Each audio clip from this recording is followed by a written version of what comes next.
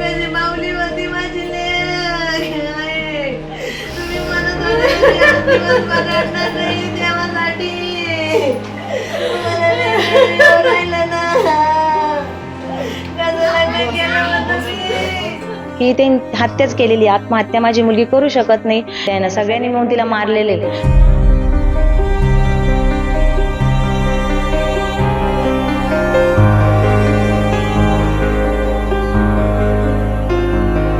छत्रपती संभाजीनगर शहरातील भावसिंगपुरा या भागात काल एक 23 वर्षीय विवाहिता ईश्वरी अजय बनकर यांनी सासरच्या मंडळींकडून होणाऱ्या त्रासाला कंटाळून आत्महत्या केल्याची घटना उघडकीस आली. कारण होतं जेवणात केस निघाल्यामुळे पतीनं मारहाण केली. परंतु खरं कारण समोर आल्यानं शेजारी असणाऱ्या लोकांना देखील आता धक्का बसलाय. अजय बनकर हा माहेरून पैसे आणण्यासाठी रोज मानसिक छळ करत असल्याचा आरोप ईश्वरीच्या आई वडिलांनी FIR मध्ये दाखल केलाय. पुण्यामधील हगवणे प्रकरण ताजं असतानाच महाराष्ट्राला या घटनेनं हादरा बसला होता. तसंच प्रकरण छत्रपती संभाजीनगरमध्ये देखील घडले. 28 जून 2020 मध्ये ईश्वरीचा विवाह अजय बनकर याच्याशी झाला. लग्नात 5 तोळे सोनं, 2 लाख रुपये, सोन्याची अंगठी, सोन्याची साखळी असं अजयला देण्यात आलं होतं. 3 वर्ष अजयने चांगली वागणूक दिली. त्यानंतर मात्र पडेगाव येथील प्लॉटचं बांधकाम सुरू केलं. त्याचे हप्ते भरण्यासाठी पैसे आणण्याचा तगादा सुरू झाला. रोज काही ना काही कारणामुळे ईश्वरीला रोज तो टोमणे मारत असायचा. अजय बनकर हा देखील महानगरपालिकेमध्ये कामाला होता, तरी देखील बायकोला पैशांसाठी मारहाण करायचा. माझ्या मुलीनं आत्महत्या केली नसून तिची हत्या केल्याचा आरोप ईश्वरीच्या आईवडिलांनी केलाय. वेळोवेळी आम्ही जावयाचे लाड पुरवले, जे पाहिजे ते त्याला देत गेलो. त्याला सरून टाकण्यासाठी 3 लाख रुपये दिले. त्याला महानगरपालिकेत नोकरीसाठीच देखील आम्ही पैसे दिले, तरी देखील तो दारू पिऊन सतत मारहाण करायचा. आता काही महिन्यात जावयाचा वाढदिवस होता, त्याला आम्ही बुलेट गिफ्ट म्हणून देणार होतो. त्याला सगळं देऊन देखील त्यांना आमच्या मुलीची हत्या केली असा आरोप यावेळी ईश्वरी बनकरच्या आईनं केलाय. की ते हत्याच केलेली, आत्महत्या माझी मुलगी करू शकत नाही. माझी मुलीला काटा जर टोचला तर भीती वाटते. एवढं मोठं टोकाचं पाऊल उचलू शकत नाही. ती खूप हळव्या काळजाची होती. म्हणजे ही आत्महत्याच हे केलेले आहे त्यानं. सगळ्यांनी मिळून तिला मारलेले. 2 वाजेला फोन केला, म्हणे मम्मी आपल्याला सिटीत जायचं म्हणे 14 एप्रिलच्या खरेदी. ठीक आहे म्हटलं, जाऊ म्हटलं, ये म्हटलं. मग मी ती आली नाही. 15 मिनिटांनी मी परत कॉल केला, तेव्हा ती म्हणे, मी आवाजाने म्हटलं काय झालं तुला. म्हणे मम्मी बघ ना म्हणे माझ्याशी भांडताय म्हणे. म्हटलं काय झालं. म्हणे जेवणामध्ये केस निघला. म्हटलं जाऊ दे म्हटलं, त्यांच्या नादी नको लागू, ये म्हटलं आपण आपण सिटीत जायचं म्हटलं, तुला घागरा घेऊ म्हटलं. आणि त्याच्यानंतर एक 15 मिनिटांनी जावयाने काय केलं, आमचं शॉप आहे, त्या शॉपमधल्या मुलासाठी डबा आणून दिला. ते काही मध्ये आले नाही, बाहेरच्या बाहेरच होते ते. आणि त्याच्यानंतर परत ते गेले. त्यांनी 15 मिनिटांनी परत मला मुलगी आणून दिली, माझी नात आणून दिली. ते मला म्हणे मामी हिला सांभाळा म्हणे, हिला झोपू घाला, तुम्हाला सिटीत जायचंय.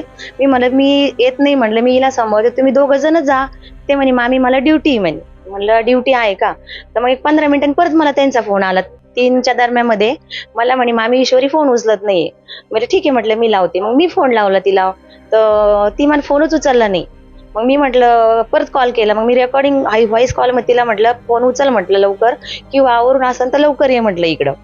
तिनं कॉलच उचलला नाही. मग मी एक शेजारच्या मुलीला फोन केला. मी म्हटलं अगं ईश्वरी फोन उचलत नाही. मग ती मुलगी गेली. ती म्हणे मग काकू दरवाजे लोटलेले. मी असं म्हणत नाही, परत जावायचा फोन आला. म्हणे मामी काहीतरी भानगड झालेली म्हणे, आतून दरवाजा बंद आहे म्हणे, मी दरवाजा तोडतोय. तर मी म्हटलं 1-2च मिनिटं थांबा, दरवाजा तोडू नका, मी आले म्हटलं.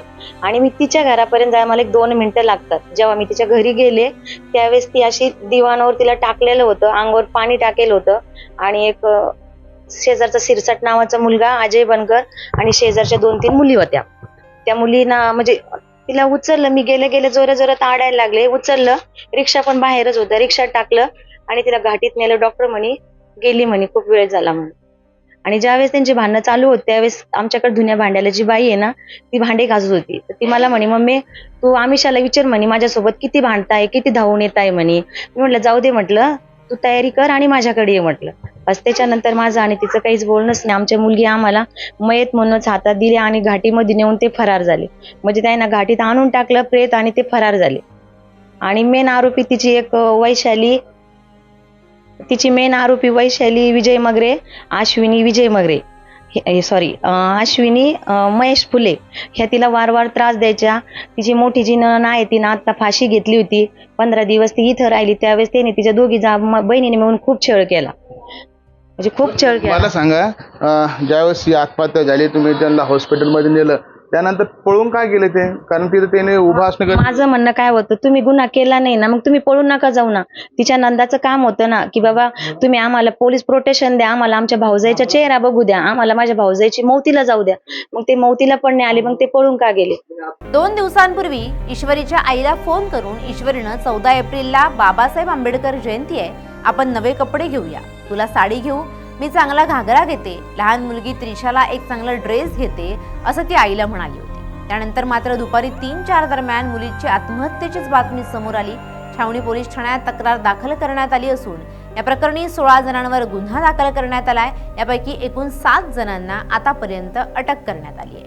दिनांक 7/4/2026 रोजी पोलीस स्टेशनमध्ये असताना आम्हाला फोन आला की भावशिंगपुरा येथे एका महिलेने आत्महत्या केलेली आहे. त्या अनुषंगाने आम्ही भावशिंगपुरा येथे पोहोचलो असता त्या ठिकाणी एक महिला आम्हाला मिळून आली. तिला आम्ही तात्काळ घाटी दवाखान्यामध्ये येथे पाठवून तिचा उपचार करण्याचा प्रयत्न केला, परंतु डॉक्टरांनी त्यांना तपासून मृत घोषित केले.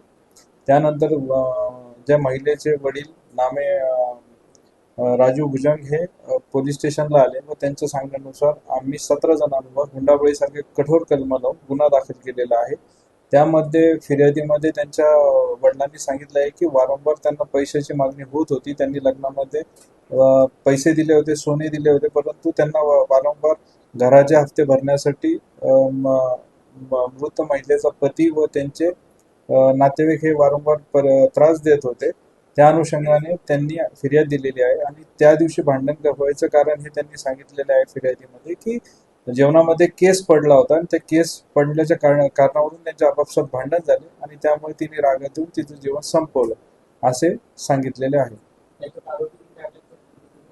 यामध्ये आतापर्यंत एकूण 17 आरोपी निष्पन्न त्यांनी सांगितलेले आहे फिर्यादीमध्ये. त्यामधले 7 आरोपी अटकेत आहे. त्यामध्ये एक महिला आहे, 6 पुरुष आहे आणि मान्य न्यायालयासमोर काल हजर करून त्यांना 10 तारखेपर्यंत 2 दिवसाचा PCR हा न्यायालयाने दिलेला आहे.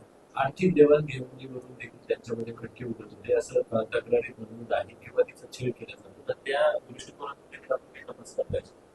यापूर्वी जर त्यांचं काही पैशाचं देवाणघेवाण असेल तर काही गुगल पे ऑनलाईनच्या माध्यमातून झालेले असतील, कोणी साक्षीदार असतील त्यांच्या माध्यमातून झालेले असतील, तर ह्याचाही तपास चालू आहे आणि नक्कीच ह्याच्यात जे जे पुरावे आम्हाला इलेक्ट्रॉनिक पुरावे असतील ते आम्ही घेऊन दोषारोपपत्र विधित मुदतीत दाखल करण्याचा प्रयत्न करत आहोत.